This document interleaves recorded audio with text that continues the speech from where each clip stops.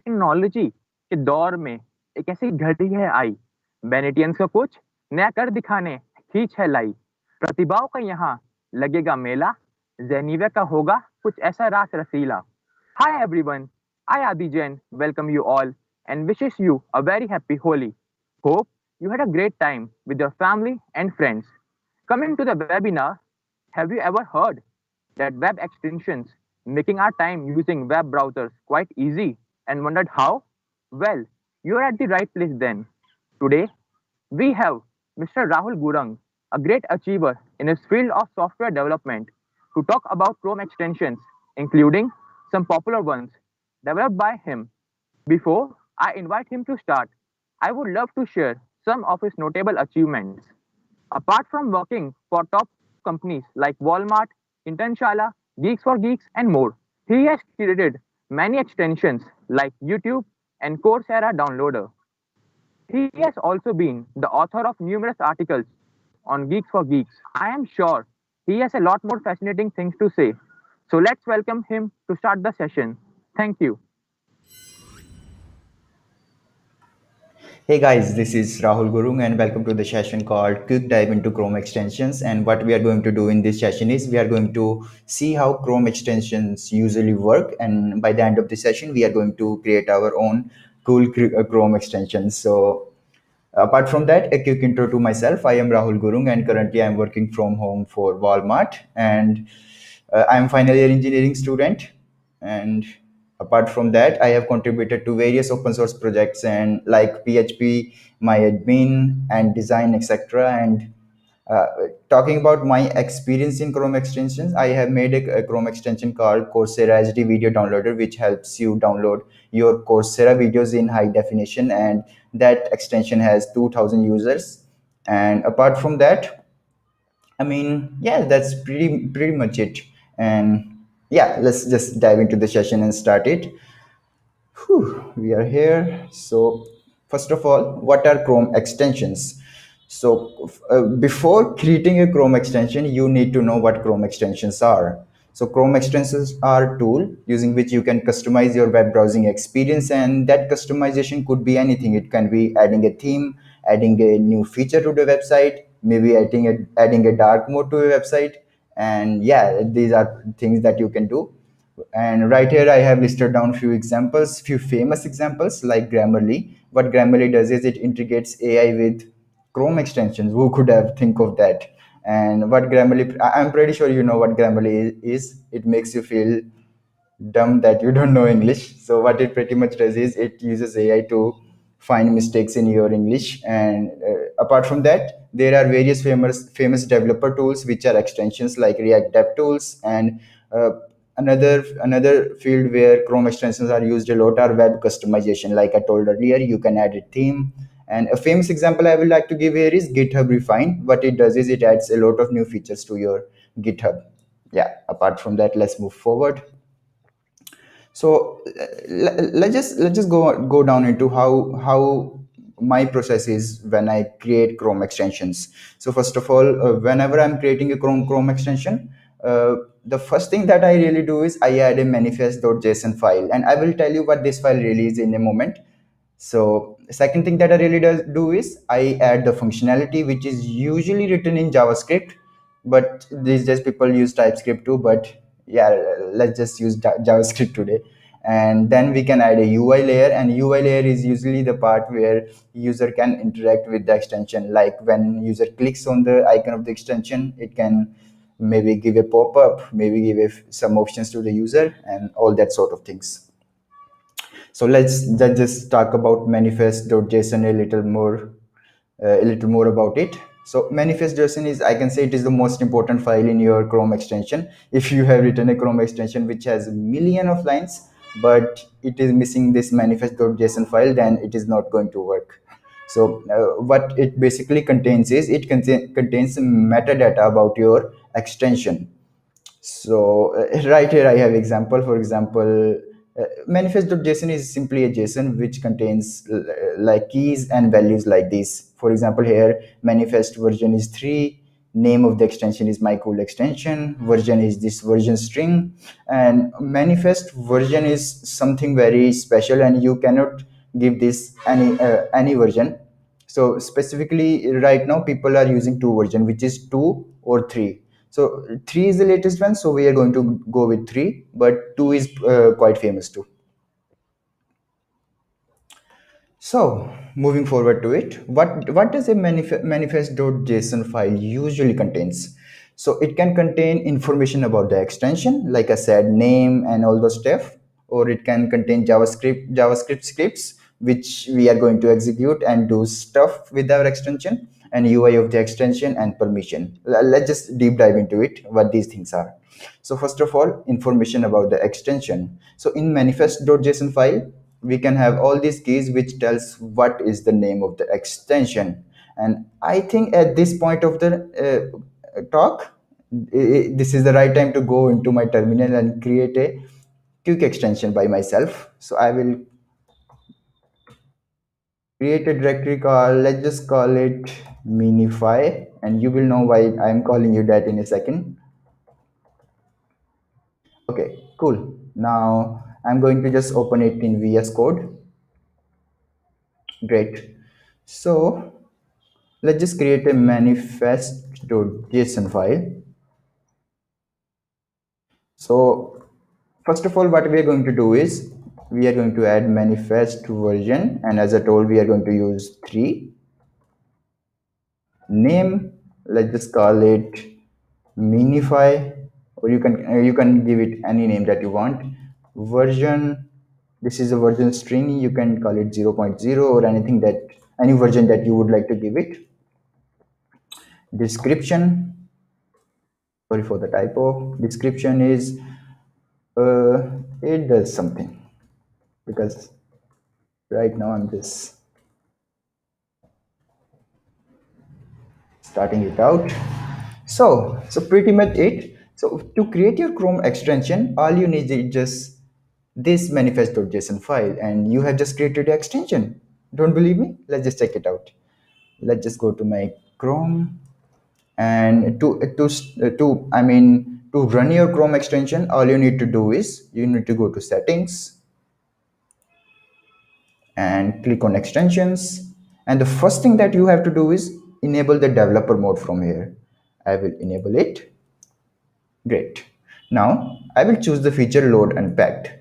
What this will do is it will open my it will open my files and folders, and I will now have to choose the folder that I just created. Now let me quickly go into that folder, minify. I will click select, and yeah, we have created our extension. So it is called minify. Description is it does nothing, and Chrome is so smart that it created an ID for my extension which is unique to extensions. Now I can see this extension in the list of my extensions right here. Yeah, it says minify. Let me just pin it, and yeah, it is right there. So this is how you can create your own extension and give a name, description, and all those stuff to it. Let's just go back to my slides. Cool. So we just gave a manifest version, name, version, and description to our extension. Let's just move forward. So I can say the interesting part, how can we add JavaScript and CSS to be executed so that we can maybe add a new theme to a current website or an interesting thing. So usually there are two ways to run JavaScript, and these two first of these ways are content scripts. Now you need to remember that content scripts run on the context of the web page, which means it can access document, it can access window, and content script is the script using which you can do changes into your website and do stuff like add a css and yeah, all those crazy stuff. And another type of you can say way to add JavaScript you will usually find is this background. And what this background is, actually it is a little different from content scripts, because using background what you can do is you can run your JavaScript on context of the extension, not the web page, which means the code that you have written in background files, they cannot access window or document. So why are they even there? Let me tell you that. So using backgrounds, what you can do is you can listen for events like when user clicks your extension, or when user, I can say, uninstalls your extension or installs your extension, all that sort of thing. So for example, if you want to say, I want to say hello, hello to the user, or say console.log hello to the user when he installs it. So you can do that. But let me tell you that that hello will be on the console of the extension, not on the, I can say, web pages console. I will tell you what is that in a bit. So I think this is the right moment to tell you that. I will just quickly go to here. Yeah, let me add my file. Just let's just add background, and I have a service worker, which is a way to add a. I'm missing a comma. So, a service worker is a way to add a. You can say it is pretty much the listener which can listen to events. And name of the file, let's just call it background.js, but you can call it just anything. This is completely up to you. Now we have to create this background.js file too. Now let's just do that. Background.js. What this file will do is console.log hello world. Okay, cool. Now let's just add quickly content scripts too, because I want to show you content script first before going into background. So content scripts. So matches means on which websites you want to run this content. And for now, I want to run on all the websites. So I will write this. And which JavaScript file to run? Let's just call that file content script.js. Works. So let's just quickly create this file too. Content script.js. Cool. Console.log.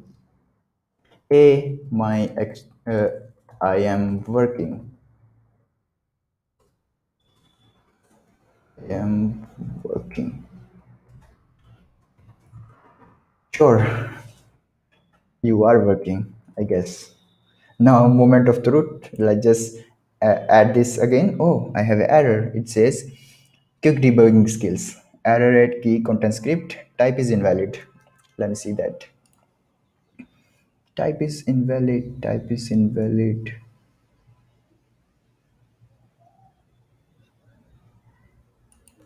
What type is invalid?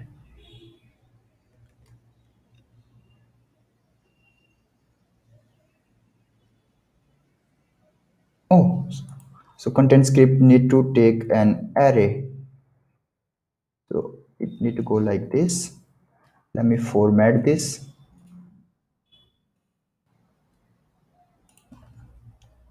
Please do that quickly. Now it should work. So what the error was, I need to have an array, and inside that array I need to have all this stuff. Retry. Works. Now I will go to any website. First of all, let me open the console to see the message. Come down please. Google.com. Oh, I'm already on. No, I'm not. So I will go to console, and you can see the message in the console. It says, hey, I'm working.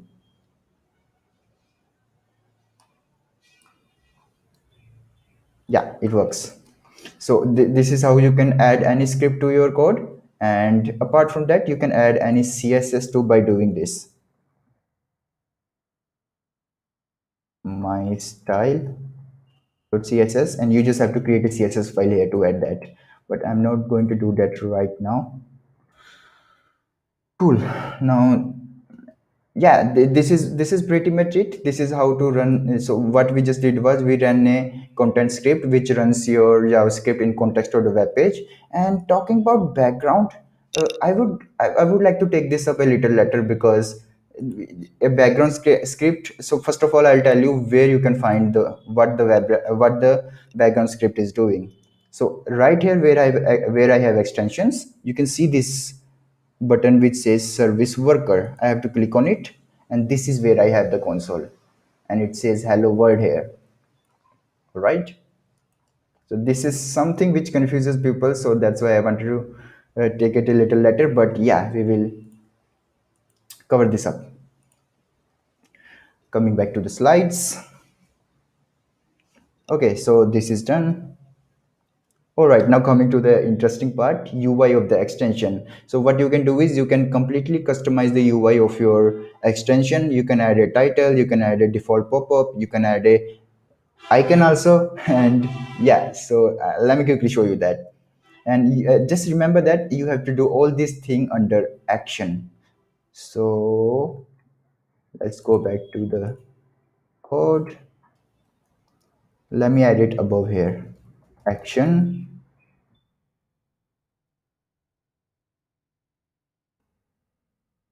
default title. Let's just give it the title, minify. Okay. Now default, what that was, default pop-up. Let's just add our default pop-up. Now default pop-up is actually a HTML file. So I will show you popup.html, and now we have to create this file. Let's just do that.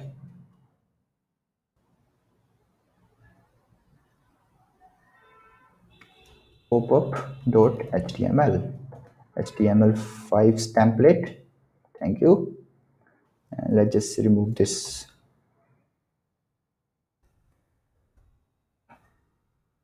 Minify, and here I'm gonna say, hey, this is the pop-up body. Okay, cool. Going back to manifest.json, and our default title is minify. Now I will tell you what this default title means. Now default title means what message will the extension, what message or what string the extension will say when you hover over the icon of the extension. So I will quickly show you that. I will have to reload the extension from here. Select. Great, extension loaded. Now you will see when I hover over this icon, it says minify. So this is the title, and when I click on it, it says, hey, this is the pop-up body. I know this is ugly, but this is not a CSS class. Hey, this is the pop-up body. Great, works. Now you can add icons too, but I don't have any icons right now. But you can use any image and place the image right there, and it will just change this image to that image. So yeah. Permissions, now this is the important part. So never forget that you had to take permissions for certain things in Chrome extension. A lot of time it has happened that I am working on something, my code is correct, I'm pretty sure, but it is still not working, and later I found that, oh no, I didn't have the permission, I have to take the permission. So please don't do that mistake because it sucks. So yeah, so there are certain things in a Chrome extension for which you need to have permissions. For example, tabs is pretty much the permission which you need for almost every extension needs it, because you need to access the tabs. And storage is another permission using which you can access the storage API of the Chrome extension.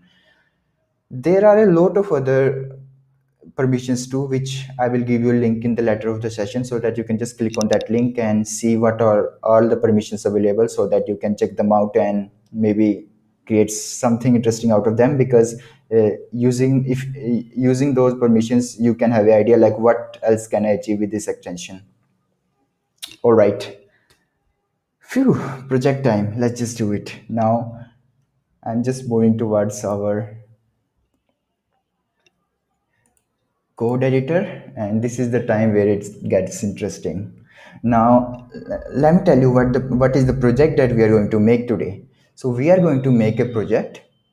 What it is going to do is, whenever I double click on any text on our, we can say, web page, it will give us meaning of that element, and that string sounds interesting.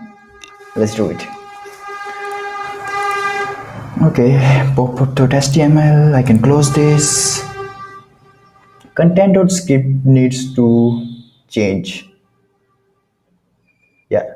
So what I'm going to do instead of this here, I'm going to say, I'm going to listen for text selection because I need to know when user is selecting some text. All right. So to do that, what I can do is I can add a selector on the document object itself, and I can event listener. I can say add event listener, and let's just say on let's just say change, which means when selection change, because change also looks for the when you select the text. So I can say change event, and what should I do when change happens? I will, for now I will just console.log. Now a quick trick to how to get the selection. So before writing that code here, I want to show you that in the browser.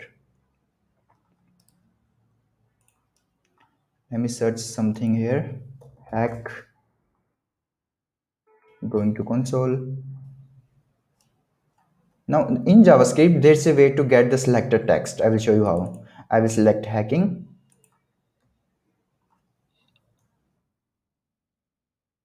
Is it better now? Yeah.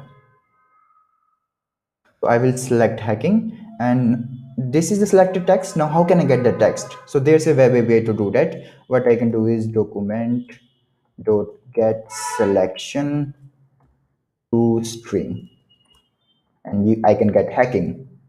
Let's just make sure if this is correct. I will select definition and run this again. I get definition, and I will select worldwide and run this again. I get worldwide. So this is the trick behind getting the selected text. What I can do here is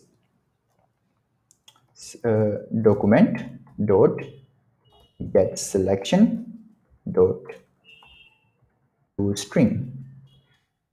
Cool. Now let's just quickly load this to see what it does. Yeah, loaded. Refresh the page. Okay, it's something is not working. Document dot add event listener. Let me see.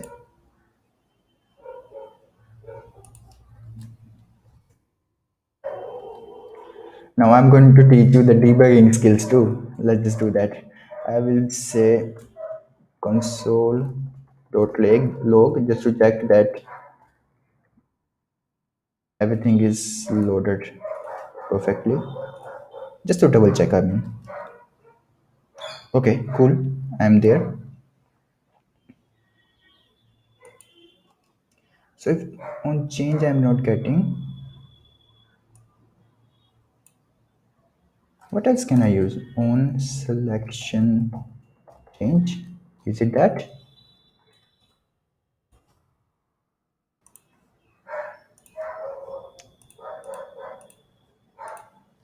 Refresh. No, it doesn't works. Okay. I'm pretty sure that way to do it is mouse up, because whenever I select a text, I am actually picking the mouse up. Yeah, this is really a nice idea. Let's just see if this works. Extension loaded. Select the text, and yep. So document.get selection.toString. I'm getting something.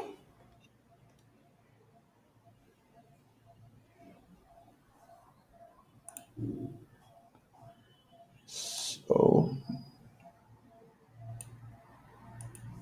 okay, all right.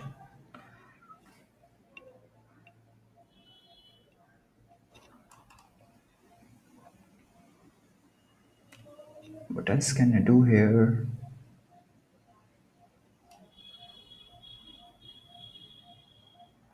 Let's just clean things up.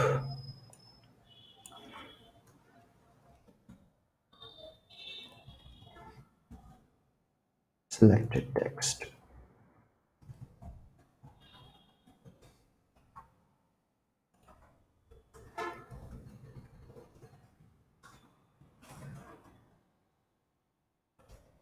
Like the text, I just added it into a variable. I know I didn't change anything. Okay.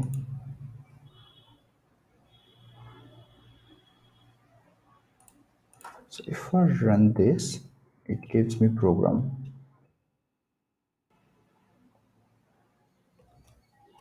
Okay, I think I'm missing this thing. The dummy. Let me clean things up. Refresh the page.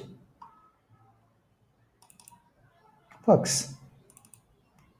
Skillful, clever, way. Yeah, works. Now even change will work here too, just to make sure. Refresh. Why is change not working?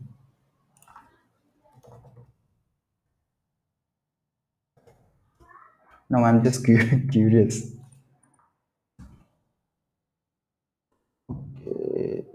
I want the change API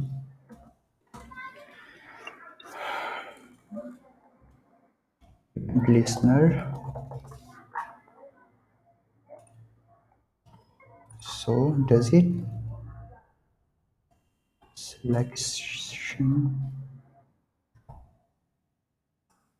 on selection change?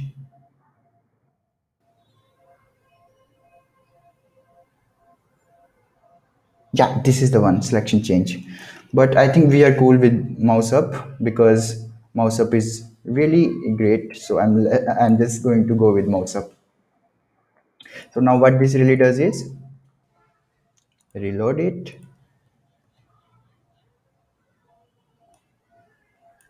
advance, whatever I'm selecting, it is just showing you that. Isn't that cool?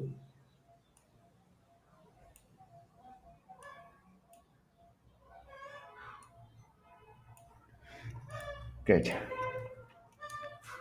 Moving forward, now we have the selected text. Now what's left? Now the another thing that we need to do is we need to get the meaning of this text. How can we do that? We need an API. So let's just let me introduce you to a nice API to do that. api.dictionary.dev. This is not the official API of any company, so this is just made by a guy and I really liked it. I'm just going to copy this link and open it. Ooh, this is how the API looks. I wish I had it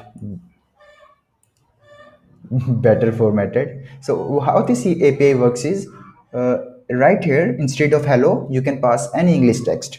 For example, hack, and the definition of hack is cut with rough or heavy blows. Okay, might be a synonym. But about hackathon, so it says an event in which a large number of people meet to engage in collaborative computer programming. Yeah, so this is the API which we are going to use. So it is pretty easy to use. We don't need any keys. It is just open and anyone can access it. That's why I'm using it. So I'm just going to copy it and use it here. Let me now tell you how we can make a API call. So for this I can say project, let's just use fetch because I like fetch. It is pretty easy to use. Now one thing about background.js is whenever you are making a API calls or any network request in your extension, always do that in background.js. The reason is we want to do all those sort of thing in the context of the extension. If we will do API calls on the context of the web page, then the web page might think a hacker is trying to do something wrong and it will give console errors, weird console errors. So we don't want that. We are going to leave in the background and do API calls in the background. Now now the challenge is how do we get the selected text from content script to background. Now this is possible with something called message passing. Now what we can do in Chrome extension is we can pass our message from content script to this service worker or vice versa. So I will show you how to do that. I will keep the console log here. So I'm going to say let's just create a variable called meaning, and I'm going to say if selected text is not equal to empty, then the syntax to send a message is chrome dot runtime dot send message.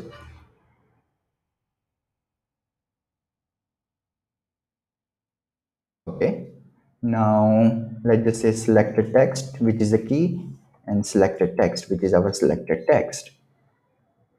Now a callback function, this function will be called when we finally have our result from this function. So we can say, what should we do here?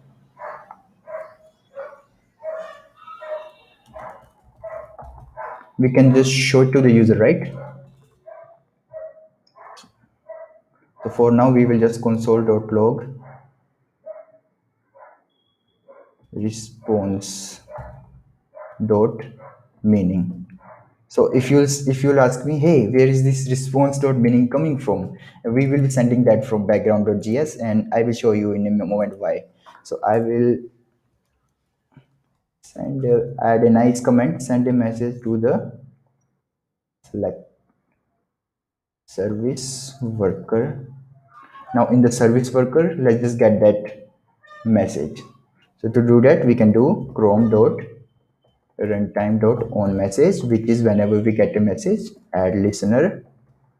Sorry if I make any typos. I usually do that a lot. Function, execute this function when we have it. It takes a request, it takes a sender, and this is send response. These are all pretty API things that you can find in the official Chrome extension website.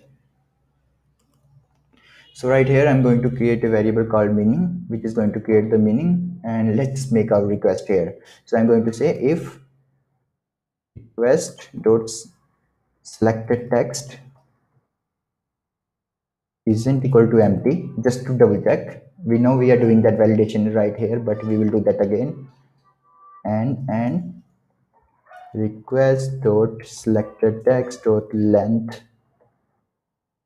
is smaller than 15. I'm keeping this threshold here because I don't want user to select a whole long of line and break something into our extension. So that's why I'm doing that. So let's just make our API call finally. I'm going to make a API call to get meaning, fetch, and link. I have copied that. I think I should increase this. Yeah. So it should be a string.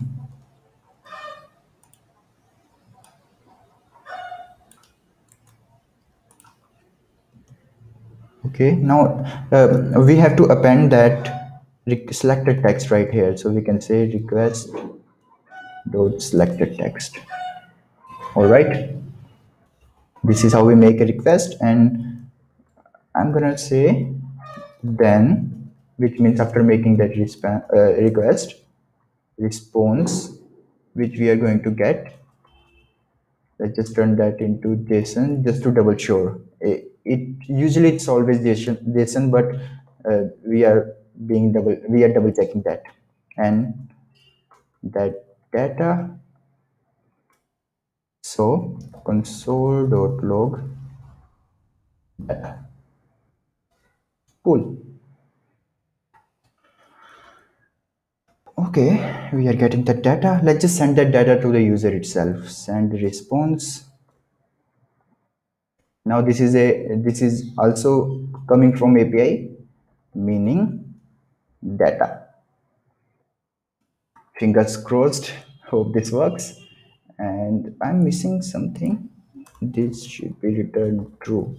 So return true. I'm adding return true because I want this to be a synchronous call. Let me format this quickly. Let me go to the extension, reload our extension. Wait a sec. Okay, let me just try that then. Extension is loaded, which is good. Let's just search hackathon on Google. Moment of truth. Let me open my console, double click, and it is nothing here. Let's just debug it. Inspect. So it says request.json is not a function. Okay, it is not a function. Did I wrote request.json? It should be response.json. A dummy. Okay. Clear this up, refresh the page. Code fest. No definition found because code fest, I don't know what code fest is. Let me choose any other word. Hack. Okay, I have three definitions, I guess. Let me open it. Meanings, definitions. So it has three meanings: cut with rough or heavy blows, use a computer to gain unauthorized access, and yeah, stuff all that. So what we are going to do is, so it is actually giving us a lot of JSON. Now let's just filter that. I want the meaning and meaning only. So it is under zero, meaning, zero definition, and zero, and then definition. Okay. Then what we can do here is, I guess,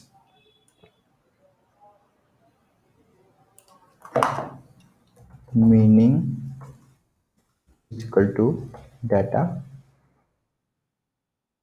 first one, and then let me check, um, first one, definitions, then first one, then definition. Okay, what we are going to do is, we are just going to pick the first definition every time. Yeah, so instead of data here now, I'm going to send only the meaning, because we have filtered the meaning out of that JSON ourselves. Let's just load the extension again. Load it, refresh this page. Hackathon. Okay, again error. Let's just check it out. So it cannot read property 0 of undefined. I messed up things here. I think it was meanings, isn't it? I'm not sure. Let's just go with hit and trial. If this works, it works. If it doesn't, then it doesn't. Works.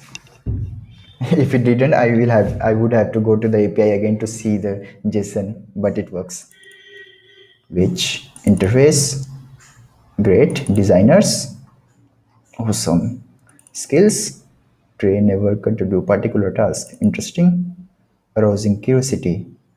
Isn't this amazing? You can just double click on anything and get that answer in console. But having this in console isn't usable.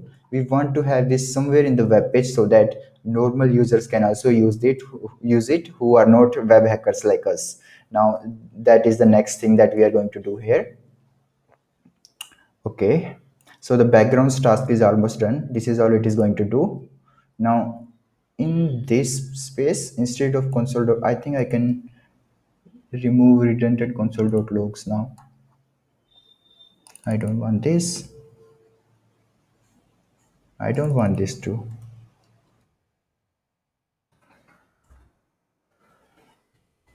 Okay. What else? Let's just inject HTML into the document. So I'm gonna say inject a pop-up into the DOM.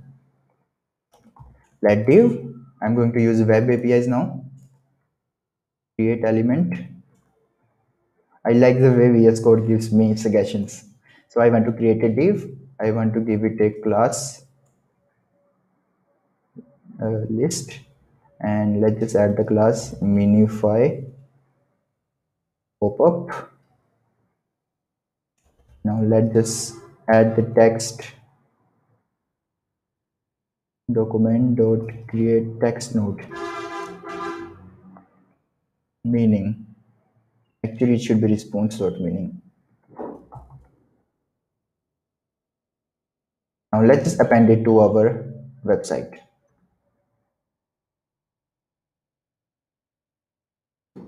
Document dot body dot append child. If is it going to work or we are going to break something again? But we will find a way through. Let me quickly format it. Okay. Document dot body append child. It looks fine to me. Now let's just add a CSS quickly too so that we can style this div with this class. Let me go to manifest.json, add a CSS, call it popup.css, create a file called popup.css. Now this is definitely not a CSS class, but we are going to apply basic CSS here. So the class was minify. Let me double check. Minify popup. Position, we are going to keep it fixed.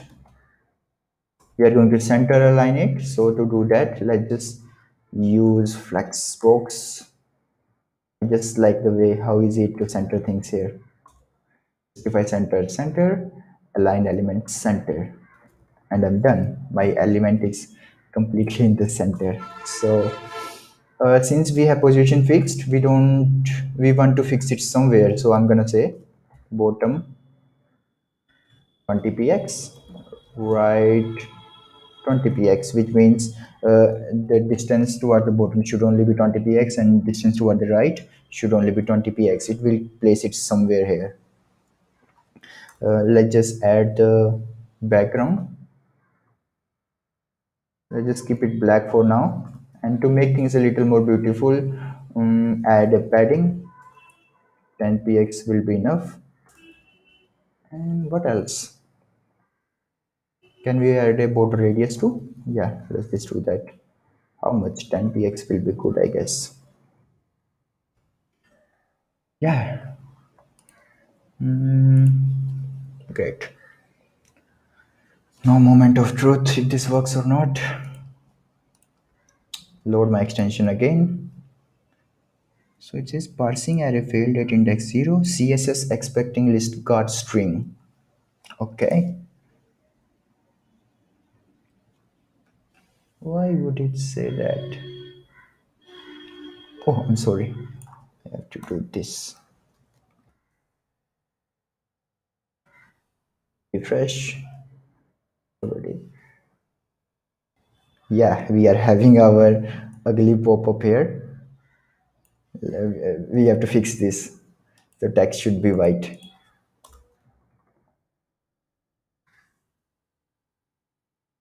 Else, width should be fixed into something. How much width should I keep? Let's just go with 300 px. Yes. Whew. Yes, we did it. Let's just check it out. Refresh the page. Hack. Cut with rough or heavy blows. Okay, I believe you. Community. A group of people living in the same place. Typically, in most cases, together. Yeah, it works. We did it, guys. Whew. So what we did today was we just made our own extension, which gives us meaning of any selected text on the website, any website. So it will work in any website. I will show you quickly. So if I go inside this Hacker Earth hackathon, yeah, so an event in which a large number of people meet to engage. Now you can see that the text size has changes. To fix that, you can just add a font width and fix a font width here. I'm not going to do that. And apart from that, add a Z index of a large number. Let's just fix the font size also. Let me see what font size will look good.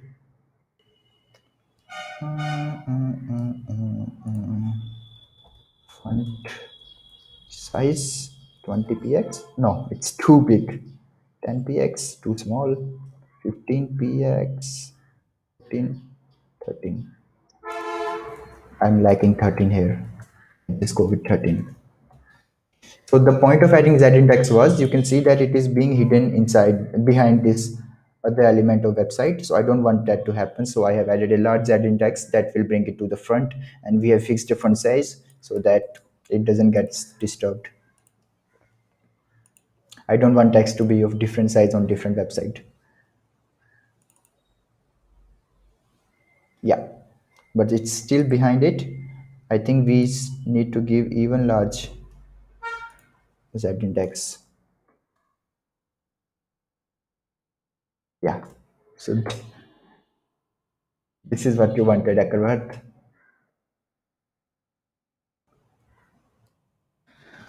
Cool, then we have made our extension. Mm, yeah, guys, that is pretty much it.